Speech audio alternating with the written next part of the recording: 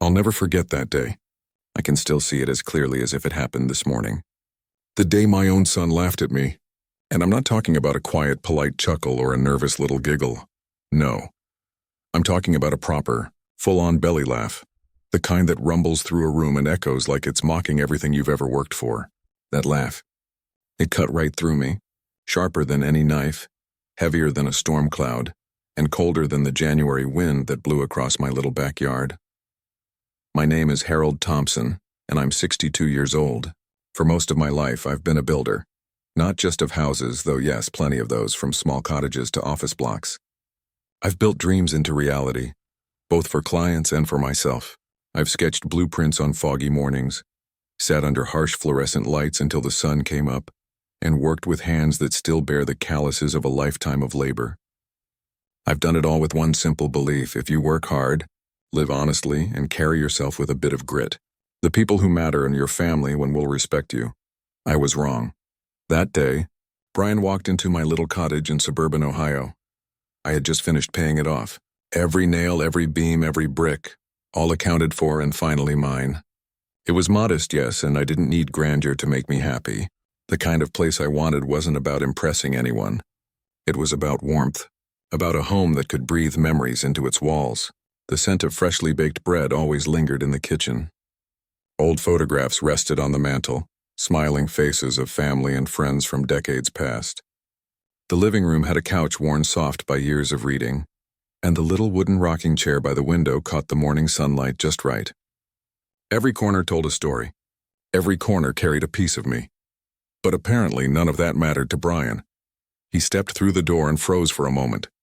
Just one fleeting second, and I thought he was taking it all in, appreciating it. I imagined he might smile, maybe even feel proud of his old man. I dared to hope. Then it happened. He stopped, looked around, and burst out laughing. A laugh so sharp, so utterly unrestrained, it felt like a punch to my chest. "Dad, this is it," he said, barely able to catch his breath between giggles. "You actually live here?" Those words, "you actually live here," still echo in my head. I can hear them even now, decades later. It wasn't just the laughter. It wasn't even the words themselves. It was the disbelief behind them, the judgment in his eyes. The sheer audacity to look at his father and see nothing but a man who had somehow failed in the simplest measure of life. I froze for a moment, unsure whether to respond, unsure whether I even had the right words. My throat felt tight, my chest heavy, and a cold sweat ran down my back. Every ounce of pride I had built over 62 years of work, sacrifice, and patience seemed to evaporate in that one fleeting moment. And yet even in that moment, I remember thinking, not aloud, not for him to hear, that people you love the most have a way of hurting you in ways strangers never could. A stranger's mockery can be shrugged off. A friend's betrayal can be met with anger. But family is supposed to understand you. Family is supposed to carry a piece of your heart with them wherever they go. And yet here he was, my own son, treating me like a punchline. I wanted to say something, anything. Maybe tell him to leave. Maybe explain the meaning behind every scratch on the wooden floor, every faded picture on the wall. Maybe tell him that this home, small as it seemed to him, represented decades of hard work, lessons learned, mistakes paid for, and victories celebrated quietly. Maybe I could have asked him to sit just for a moment and understand, but I didn't. I just stood there letting the laughter wash over me, sinking into my bones. My mind started spinning. Memories of his childhood flashed before me. Scraped knees I patched up. Late nights reading stories by candlelight. The time I taught him to ride a bike and he fell straight into the muddy puddle, laughing all the way. How had it come to this? How had a boy who once held my hand in trust and admiration grown into a man who could look at me and see nothing? And yet I knew deep down that this moment, this gut punch of humiliation, would not break me. It would ignite something else, something slow burning and persistent, a quiet simmering fire, a determination that would not be seen immediately, but would grow, just like the foundations of every building I had ever constructed. Little did Brian know, that laugh, that sneer, that moment of unthinking cruelty would become the very fuel for a storm he would never see coming. A storm built not from anger alone, but from decades of patience, wisdom, and the quiet knowledge that respect is earned, not given. So I let him laugh. I let him mock. I let him think he had the upper hand. Because the day would come, and it was coming sooner than he imagined, when the tables would turn. And when it did, that laughter, that same laugh that had cut me to the core, would be replaced by silence. Silence so thick, so heavy that it would weigh on him like nothing he had ever known. That was the day it all began. The day I realized that sometimes, the people who know you best are also the ones who can hurt you the most.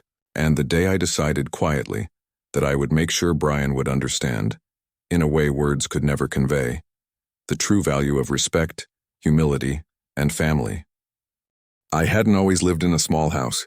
There was a time, not so long ago, when life felt like it was flowing in my favor, when every morning brought the promise of possibility, and every evening carried the satisfaction of hard work done well. Back in my prime, I had a thriving architectural firm, clients scattered across the Midwest, and a reputation that opened doors I never even imagined. People trusted me with their dreams, with buildings that would stand for decades, with investments that carried their futures on my shoulders. I built my business from scratch. There were nights I didn't sleep, hunched over the drafting table, pencil in hand, the lamp burning bright while the rest of the world slept. Weekends didn't exist. They were replaced by blueprints, site visits, client meetings, and countless cups of black coffee just to keep my eyelids from giving out. I remember days I skipped lunch entirely, telling myself that deadlines were more important than a sandwich, that deadlines were more important than anything else. I wasn't reckless. I was determined. Every setback, every obstacle, every minor failure only fueled me further. And it worked. For years, it really worked. My firm grew, my projects multiplied, and my name carried weight in circles I'd only ever dreamed of joining as a young man. I had a car I was proud of, a corner office with sunlight streaming through tall windows, and a small but loyal team who believed in me as much as I believed in them. Life felt like a reward for every sacrifice I had made. But life has a cruel way of teaching lessons, often when you least expect it. In my late 50s, the economy began to falter.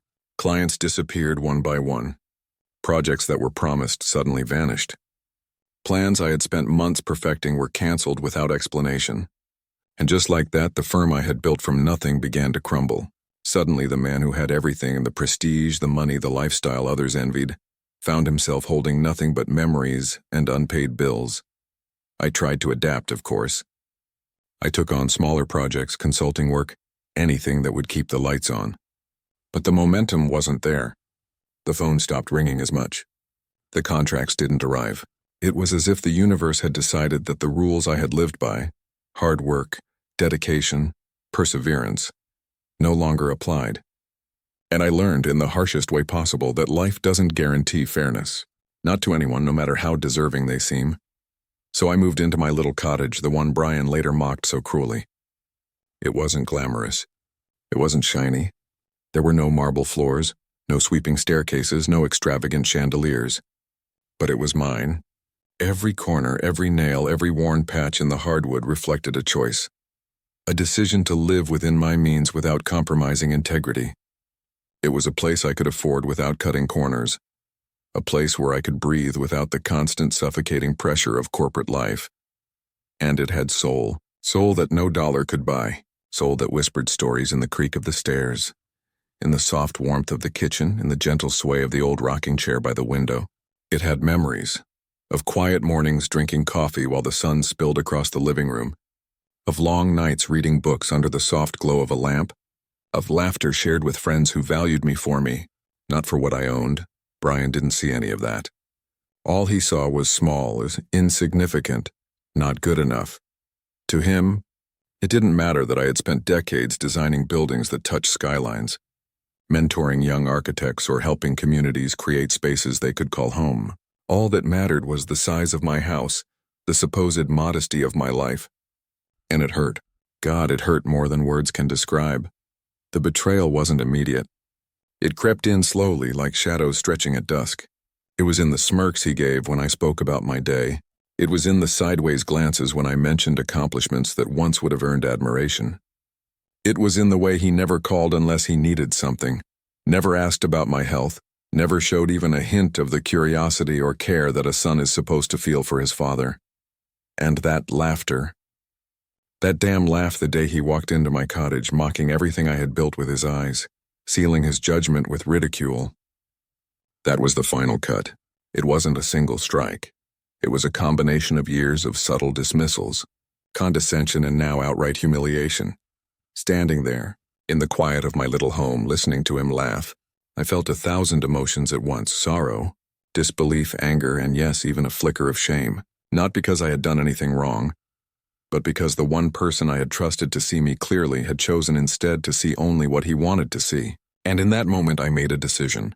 I told myself that I would not let this laughter define me, nor would I let it mark the end of my story.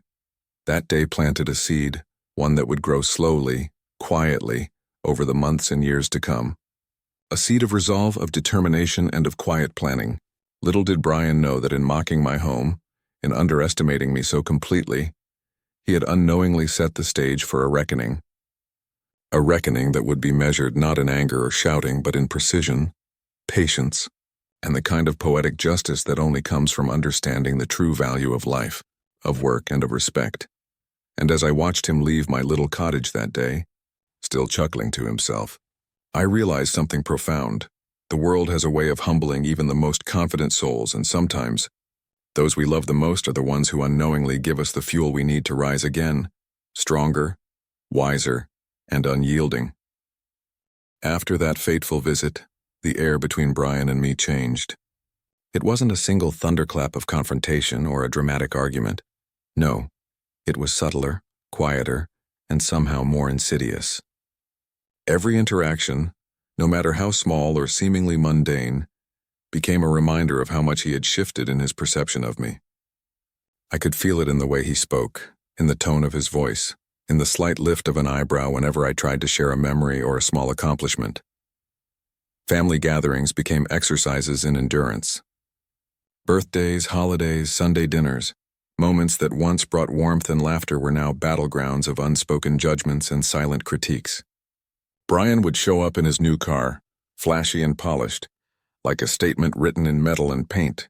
He'd wear the newest fashion, talk about his luxury vacations to places I couldn't even imagine visiting, and casually mention the size of his house, the number of bedrooms, the pool he had recently installed. It wasn't about sharing life or celebrating achievements anymore. It was about comparison, about subtle one-upmanship, about reminding me, intentionally or not, of what he thought I had lost, what he believed I didn't deserve. It wasn't just money. It never was. I could have handled the financial disparity, perhaps even laughed at it myself if it were only that.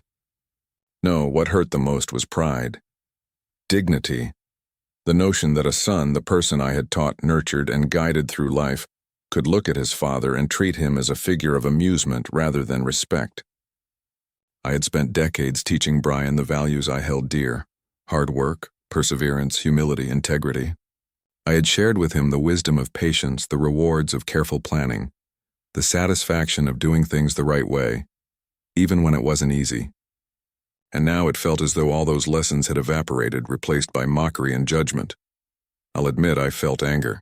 Not the wild, explosive kind that shatters dishes or sends fists through walls. No, this was a slow, simmering kind of anger. It was like embers glowing beneath the surface of my chest, warming me with intensity and gnawing at me with every glance, every smirk, every laugh. It was a persistent reminder of being underestimated, of being belittled, of being dismissed. Every little comment, every side glance he threw my way, fed that fire a little more. And yet in the midst of that rising tide of resentment, I realized something important. Anger, if left unchecked, can consume you. It can make you reckless, impulsive, and short-sighted. I didn't want that. I didn't want to lash out. I didn't want to confront him in the heat of the moment and risk turning this into a battle of words, where pride alone could dictate the outcome. I needed something different. Something calculated, something permanent. One quiet evening, after another tense family gathering where Brian couldn't resist a sly comment about my tiny little house, I sat alone on the porch of my cottage. The air was cool, a soft breeze rustling the leaves in the nearby trees. I watched the sun dip low behind the horizon, painting the sky in shades of orange, pink, and purple. And in that silence, clarity came to me. I didn't need to prove him wrong in a hurry. I didn't need to shout, argue, or justify myself. I could do it differently, quietly, smartly, permanently. That realization was like planting a seed. A seed that, if nurtured carefully, would grow into something far more impactful than a moment of shouting or a heated confrontation. I would let time work in my favor. I would let observation, planning, and patience guide me. I would craft a solution so precise, so perfectly timed, that Brian wouldn't see it coming. A lesson delivered without malice, without destruction, but with undeniable clarity. And as I sat there, watching the last rays of sunlight disappear behind the horizon, I felt something I hadn't felt in a long time: power. Not the kind that comes from wealth or position, but the kind that comes from knowing yourself, understanding your tools, and knowing exactly how to turn circumstances to your advantage. It was intoxicating, yes, but controlled, methodical, and it gave me hope. Hope that one day the laughter that had once wounded me would be replaced with understanding. A respect earned not by force, not by anger, but by the quiet, unstoppable proof of what I was truly capable of. That evening I made a silent promise to myself. I would not let Brian's mockery define me. I would not allow his pride, arrogance, or ignorance to overshadow a lifetime of achievement and integrity. And I would show him, in a way that would linger far longer than any argument or confrontation ever could, the true measure of respect, humility, and wisdom. The seeds of resentment had been planted, but more importantly, the seeds of resolution, of careful planning, and of quiet triumph had been planted as well. And like any garden, they would grow steadily, invisibly, until the moment came when their full impact could no longer be ignored. It wasn't just his laughter. That initial mockery had been painful enough, a jagged cut that left a lingering sting in my chest. But the real betrayal came later, quietly, insidiously, like a shadow creeping over a sunny afternoon. A week after that fateful visit, I heard something I wasn't supposed to. Brian had been talking about me. Not to me, not in private, but to his friends in the kind of casual, careless way that made the words sting even harder. He was laughing with them, mocking the life I had built, my modest little home, the very place I had poured years of labor and love into. "Harold's living in that tiny little shack," they said. "Can you believe it? He's completely washed up." I sat there in my living room, staring at the wall, the sunlight spilling in across the wooden floorboards, and I felt it, a slow, heavy sinking feeling that wasn't sadness alone, nor simple anger, but a deep, visceral kind of hurt that you only feel when someone you've nurtured, someone you've guided, someone you've loved without reservation, turns that love into fodder for mockery. I raised Brian as best I could. I taught him how to ride a bike without fear. I stayed up late to help him with homework I barely understood myself.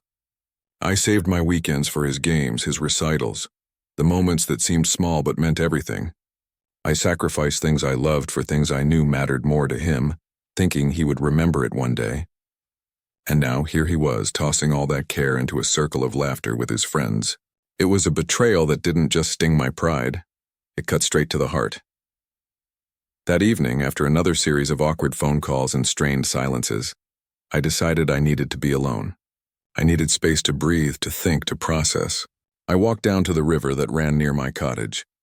The water was calm, reflecting the world above like a mirror, perfectly still yet full of quiet power beneath the surface. The sunset was a blood-orange streak across the sky, the clouds glowing as if they had been painted in fire. The kind of sunset that forces you to stop, even if just for a moment, and see life for what it is: beautiful, cruel, fleeting, and full of choices.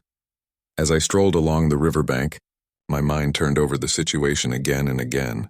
I felt the anger bubbling under the surface, hot and relentless, but I also felt clarity creeping in, a quiet voice reminding me that my reaction didn't have to come from emotion alone. I had two choices that day, right there on that riverbank. I could break down, let him win, let him believe he had the power to diminish me, or I could take control. I chose the latter. I wouldn't confront him. I wouldn't yell. I wouldn't sink to the level of petty arguments, nor would I allow the sting of his words to drive my actions recklessly. Instead, I would let my actions speak louder than any words could. I would craft a response, slow and deliberate, built on patience, foresight, and the quiet dignity that comes from knowing your own worth.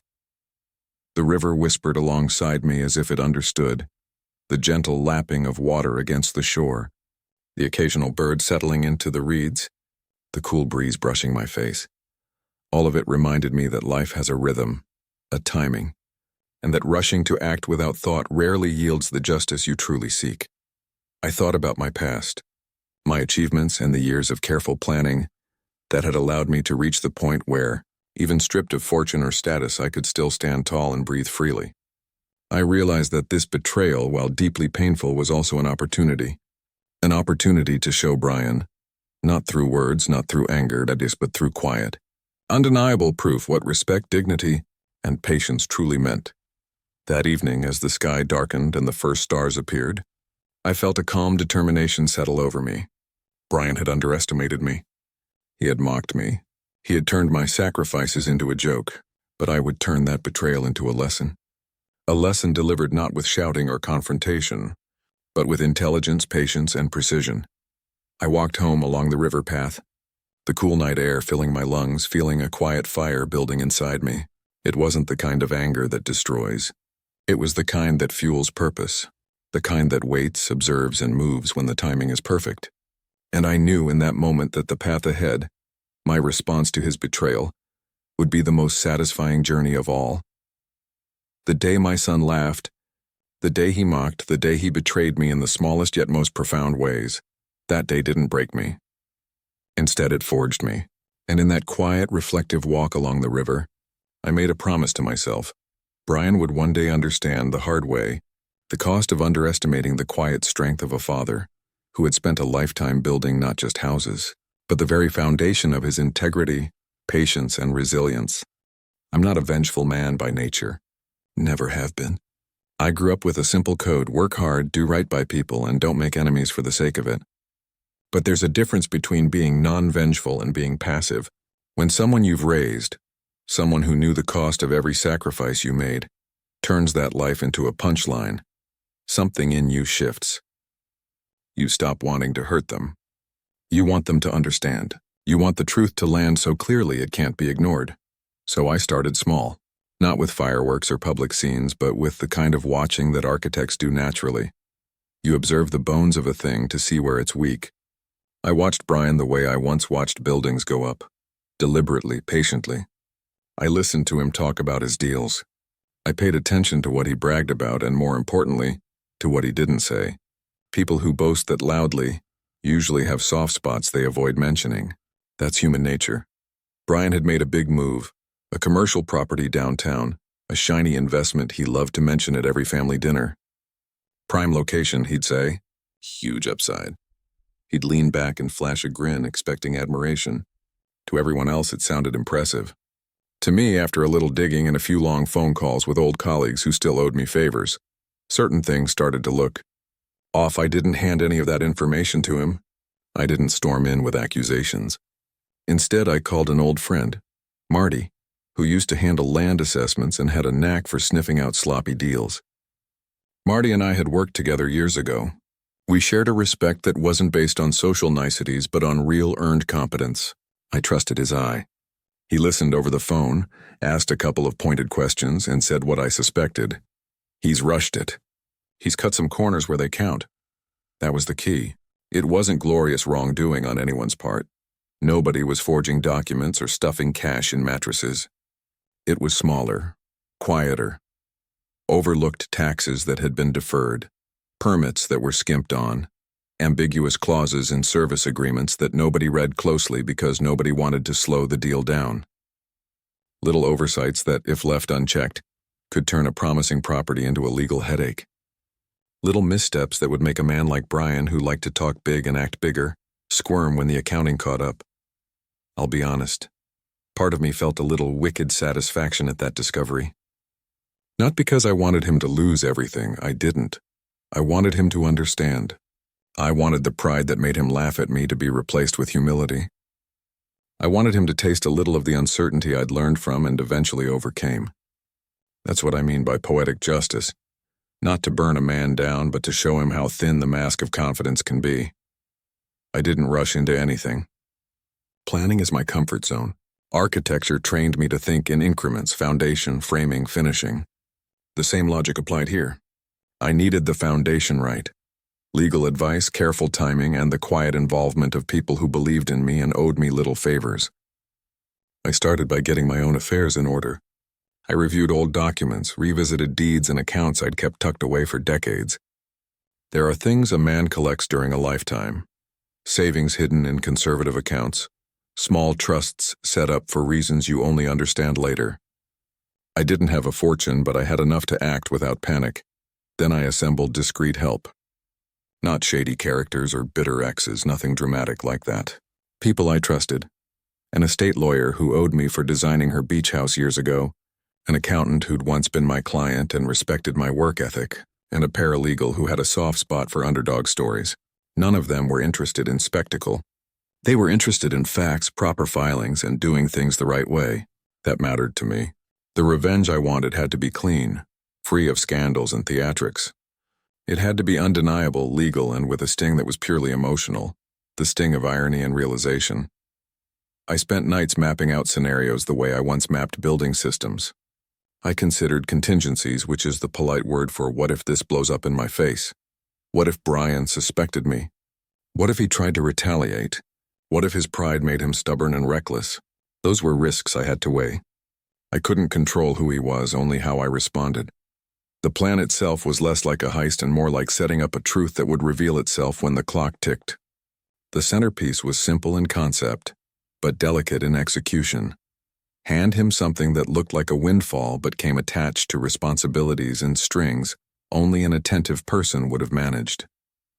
Something that forced him to face the very things he'd ignored. Careful stewardship, attention to legal detail, and humility. I arranged for careful, legitimate transfers of property that on the surface looked like a gift, a deed, a small parcel, the kind of thing a father might leave a son as an olive branch or an unexpected inheritance. The trick, I use that word loosely, was the condition within the paperwork. Not loopholes that would get anyone in trouble, but stipulations that required active, responsible management. Failure to meet them wouldn't result in scandal. It would result in the loss of the prize. It would be painfully ironic. He who had mocked the modest life would now hold something that required the exact qualities he had dismissed. Patience, diligence, and respect for detail. I also threaded in accountability. The property came with a stipulation that certain taxes be handled promptly, that maintenance and compliance with local codes be kept current, that community obligations, small things like neighborhood agreements and civic responsibilities, be acknowledged and respected. I'd seen too many people win the short race and lose the long game because they celebrated success, but ignored the tiny administrative duties that keep success honest. Brian had a habit of talking big and glossing over the boring parts. I wanted those boring parts to demand his attention. Throughout this process, I never lost sight of dignity. I refused to make this about humiliation or public shaming. The last thing I wanted was gossip or grandstanding. The lesson I wanted him to learn was private, personal, and persistent. I wanted him to look at the papers, sign where necessary, and, over time, discover that what he'd scoffed at required more than the bravado he'd relied on. I wanted him to face the quiet work that actually sustained success. I wanted his laughter replaced eventually by a thoughtful quiet as he realized what he'd dismissed. There were nights I doubted myself. Revenge, even quiet and calculated, can eat at your soul. I wrestled with ethics.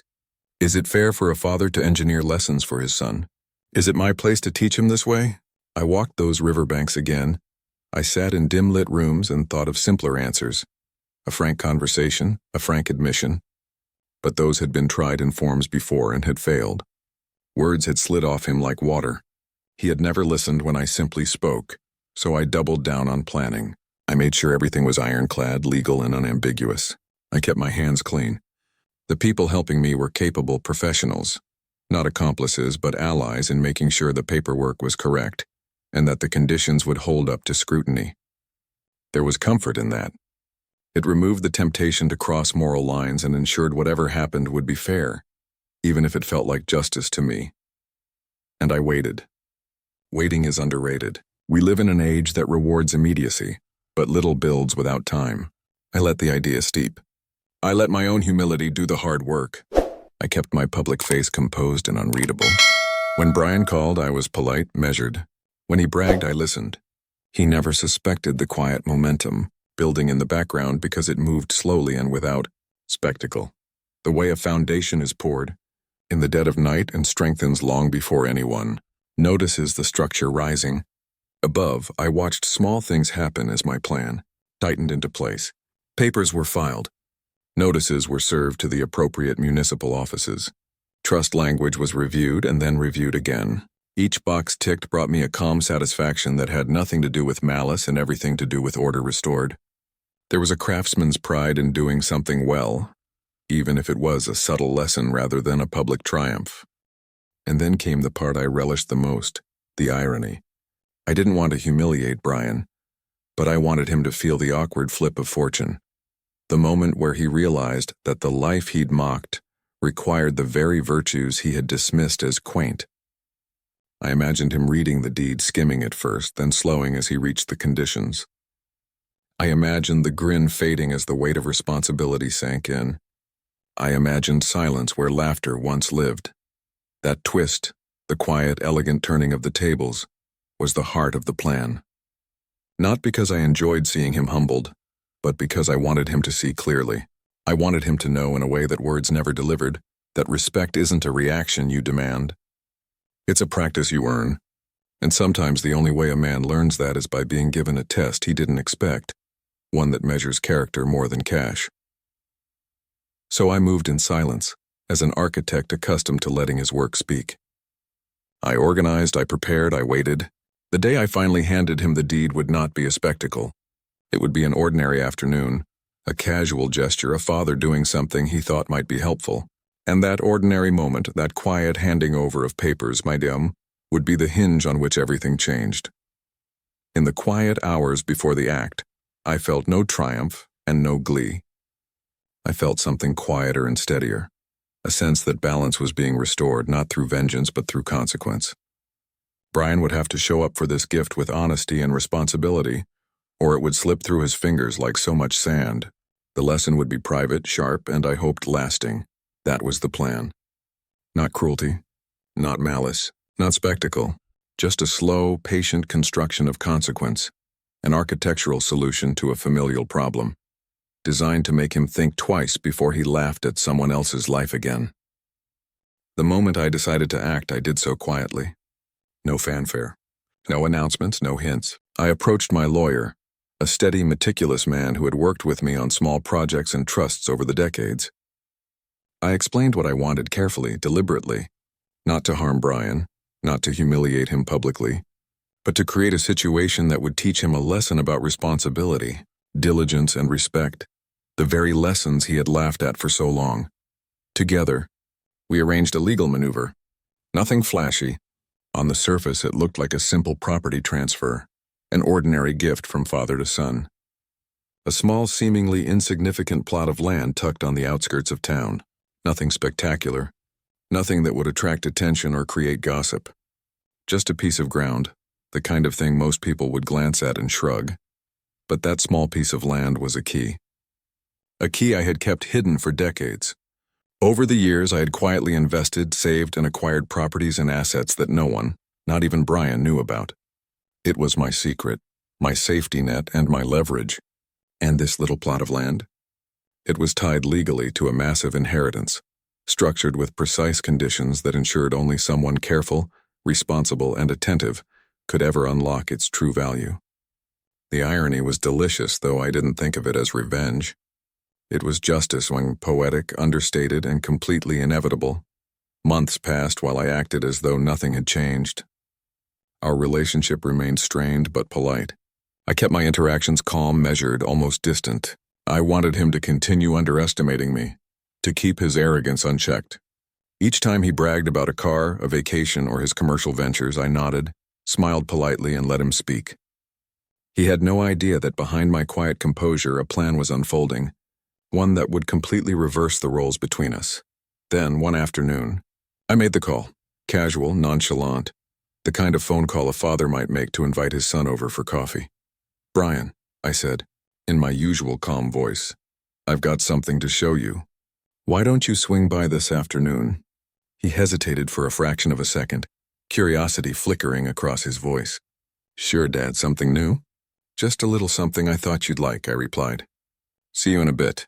He arrived a short time later, walking through the doorway with the usual swagger, expecting a token of affection, A bottle of wine, a small trinket, maybe even a silly gift he could mock quietly when he returned to his friends. He had no idea what was waiting for him.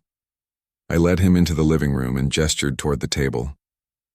There it was, the deed. Simple, neat, and official. Nothing dramatic, just paper, ink, and a signature line. I handed it to him with a polite nod. He glanced at it casually at first, scanning the name and the legal jargon. And then slowly his expression began to change. His eyebrows rose, his lips parted, and a flicker of confusion crossed his face. He read further, and the casual interest melted into disbelief. He leaned closer, squinting, then held it at arm's length as if the words might shift and lie to him. The land, that little plot he had dismissed before even realizing its existence, was worth millions. Not just in terms of market value, but in terms of the carefully constructed inheritance I had tied to it. Every condition I had placed, every legal stipulation I had designed ensured that only someone truly responsible could claim it. He could either rise to the occasion, follow the rules meticulously and secure the fortune, or he could ignore them and lose everything. Every corner cut, every missed tax, every oversight would strip him of the inheritance, instantly and irrevocably. Brian's jaw dropped. He opened his mouth, closed it, and then stared at me, speechless. For the first time in decades, the roles had reversed. He, the son who had laughed, mocked, and dismissed me, was now at a loss. He had no witty remarks ready, no laughter to hide behind, no arrogance to mask his shock. He couldn't even speak. I watched him silently, feeling neither triumph nor cruelty. Instead, I felt a calm satisfaction. This wasn't about pride or winning a battle. It was about clarity.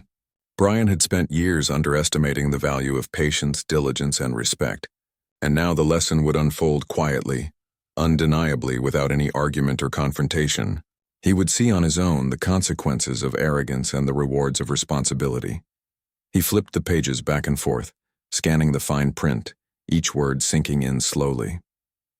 His face shifted from disbelief to uncertainty, then to a dawning realization. This wasn't just land.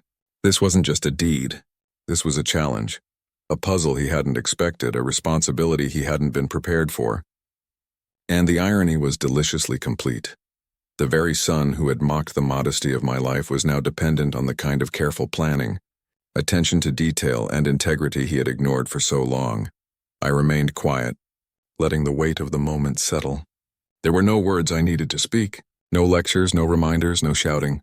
The papers spoke for themselves.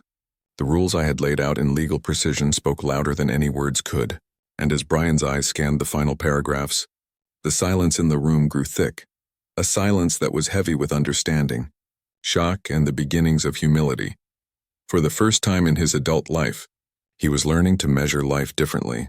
He was learning that success without care is fragile, that pride without responsibility can vanish in an instant, that laughter at someone else's expense often comes back to silence you when the truth is revealed. And in that quiet room, on that ordinary afternoon, I felt a shift. The father who had been underestimated, dismissed, and mocked had regained his footing, not through anger, not through confrontation, but through foresight, patience, and quiet execution. The storm I had planned so carefully had arrived, but softly, subtly, irrevocably.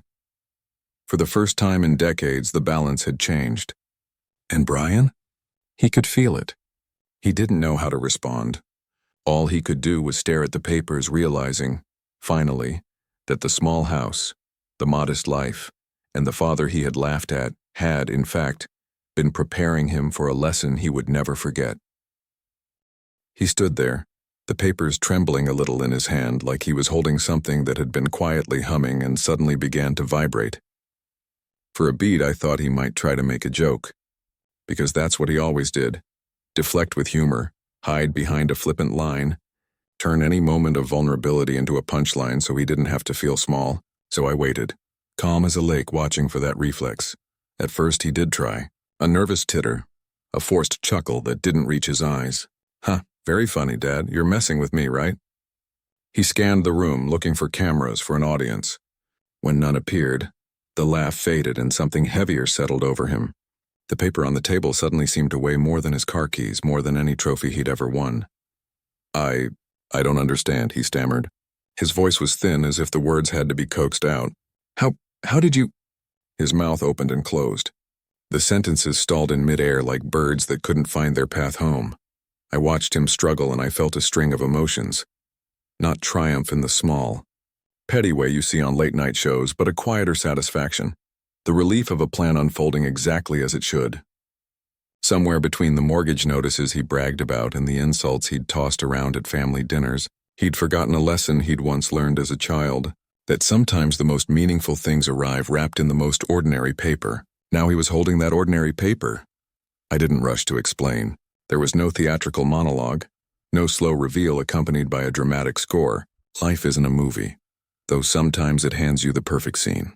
I let the silence stretch, letting him feel the weight of the moment. People often need silence to hear themselves think. I wanted him to think. When he finally spoke again, the bravado had worn thin.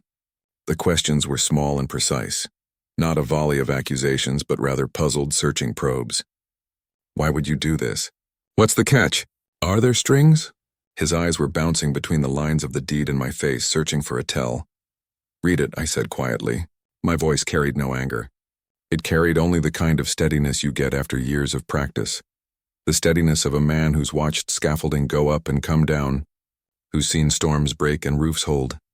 He read the fine print slowly, as if the letters rearranged themselves when he blinked. Clauses, stipulations, tax responsibilities, maintenance schedules, community obligations.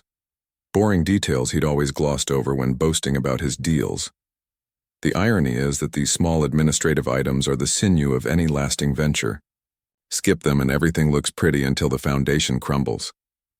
His face changed as he read. At first there was confusion, then disbelief, then a dawning comprehension that edged into panic. This wasn't a simple gift. This was a test in legal form, a true investment, but not for a man who only thought about headlines and Instagram photos. The deed demanded attention over time, not applause for a single moment. He swallowed hard. You tied it to conditions, he said finally, more like a statement than a question. The statement hung there, fragile and heavy at the same time. Yes, I agreed. You can accept it and honor the terms, or you can walk away. If you choose to honor it, you'll have to show the kind of care and responsibility you've been avoiding. I let the last word sit between us, gentle but precise. He looked away, jaw clenched. I could see the mental gears working. The calculation of risk, pride, public image. For a man who'd often used noise to hide feeling, there was suddenly an uncomfortable quiet where he had to decide between action and ego. Pride is a brittle thing. It glitters a lot until you test it. You could have just given me money, some cash, a gift, he muttered, half accusing, half pleading. Why make me jump through hoops? The childishness of the complaint was hard to miss. It revealed more than he intended. A habit of wanting the shiny without the sweat. Because there's more to this than the cash, I said. You mocked what you didn't understand. This isn't just about money. It's about stewardship. It's about seeing through the details. It's about learning that responsibility isn't glamorous. It's a quiet day-to-day commitment. That's what I want you to learn. His hands tightened on the paper until I worried the edges might fold. For the first time since he was a boy scraping his knee on the driveway, I saw uncertainty in him. Not the bold, performative uncertainty he sold at parties, but deep, real uncertainty. It's a strange sensation, watching the person who once seemed invincible shrink in front of you. There was a painful tenderness to it too, because beneath the arrogance was a man who'd never been properly tested in the ways that matter. He sat down slowly, the room suddenly very small. He read the deed again, this time with a different eye, one that scanned for the responsibilities rather than for the prize. I watched his posture change, shoulders sagging with the realization that the win he'd expected wasn't an instant ticket to bragging rights. The prize demanded more than his Instagram captions. It demanded consistency, humility, and real care. He began, then stopped. I watched him search for a retort and fail to find one that fit the moment. It's funny. Words that come so easily to conceal insecurity suddenly evaporate when the truth is quiet and unassailable. He had been so practiced at deflection that being forced to face something tangible without an easy retort left him floundering. Dad, he said finally, the single syllable carrying a dozen tangled feelings. Surprise, shame, awe, and something like a dawning respect that was not yet articulate. Why did you keep this? Why didn't you tell me? There was history in that question. He wasn't only asking about the property. He was asking why I had ever hidden anything at all. I could have told him about late nights balancing ledgers, about investing small sums so they would grow quietly. I could have spoken about the embarrassment of losing a firm and the pride of building a safety net without spectacle. But there was no need to lecture. The answer was in the quiet arc of my life, in the creak of the rocking chair by the window, in the aroma of old coffee mugs on the counter. If he wanted to understand, he would have to piece it together himself. I leaned forward slightly and said, because some lessons aren't learned through lectures. You needed to see something for yourself. You needed to feel what responsibility actually asks of a person. I hoped you'd meet it. He looked at me for a long time, and for the first time in years I felt his gaze land on me with calculation rather than dismissal.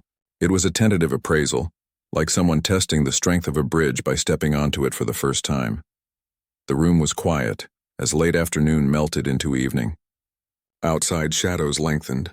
Inside, the silence was fuller.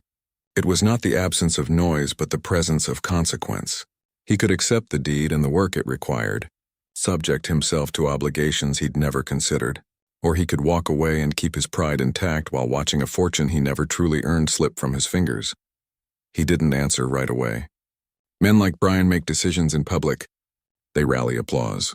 But this decision was private and small decisions are the scaffolding for large character. He sat there holding the paper, and I thought of the little boy he had been, the boy who held my hand crossing streets and asked endless questions about how things were made. That boy had curiosity. Somewhere along the way, confidence had hardened into bluster. Maybe this would give him a chance to remember how to wonder again. When he finally spoke, the sentence was soft. I'll think about it, he said. It was not a refusal, not a promise. It was the beginning of something real. The first crack in an armor I'd watched him wear for years. I let him have that space. There was no need to fill it with slogans or lectures. The deed had done the talking. The lesson was in the silence that followed, the kind of silence that changes people slowly, like winter giving way to spring. Watching him struggle to reconcile his old attitude with this new reality was its own kind of climax. Not violent, not dramatic in a cinematic sense, but deeper and more lasting. As he left that evening, the papers folded carefully in his jacket pocket, I felt a complicated relief. I had not humiliated him. I had not scorched a bridge. What I'd done in my slow, measured way was hand him responsibility and watch to see whether he would grow into it. That night I went to bed with no fanfare, no smug victory. Only the quiet knowledge that some lessons are best learned by living them, and that sometimes a father gives his child a gift that is heavier than money, the chance to become a man. And then came the part I relished the most, the irony. I didn't want to humiliate Brian, but I wanted him to feel the awkward flip of fortune, the moment where he realized that the life he'd mocked required the very virtues he had dismissed as quaint. I imagined him reading the deed, skimming it first, then slowing as he reached the conditions. I imagined the grin fading as the weight of responsibility sank in. I imagined silence where laughter once lived. That twist, the quiet, elegant turning of the tables, was the heart of the plan. Not because I enjoyed seeing him humbled, but because I wanted him to see clearly. I wanted him to know in a way that words never delivered, that respect isn't a reaction you demand. It's a practice you earn, and sometimes the only way a man learns that is by being given a test he didn't expect, one that measures character more than cash. So I moved in silence, as an architect accustomed to letting his work speak. I organized, I prepared, I waited. The day I finally handed him the deed would not be a spectacle. It would be an ordinary afternoon, a casual gesture, a father doing something he thought might be helpful. And that ordinary moment, that quiet handing over of papers, my dear, would be the hinge on which everything changed. In the quiet hours before the act, I felt no triumph and no glee. I felt something quieter and steadier, a sense that balance was being restored not through vengeance but through consequence. Brian would have to show up for this gift with honesty and responsibility, or it would slip through his fingers like so much sand. The lesson would be private, sharp, and I hoped lasting. That was the plan.